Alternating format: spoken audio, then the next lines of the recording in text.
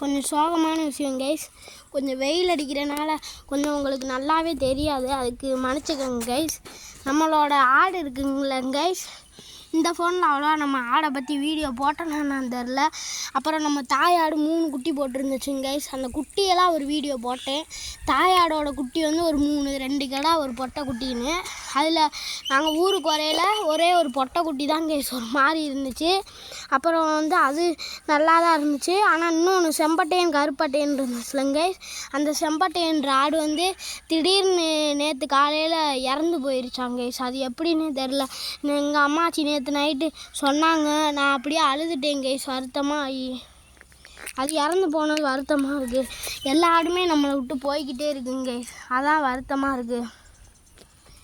நீங்களும் எல்லா ஆட்டையும் நல்லா பார்த்துக்குங்க கைஸ். எந்த ஆட்டையும் அடிக்காதீங்க கைஸ். மாடு ஆடலாம் எல்லாத்தையும் நல்லா பார்த்துக்குங்க கைஸ். நன்றிங்க கைஸ்.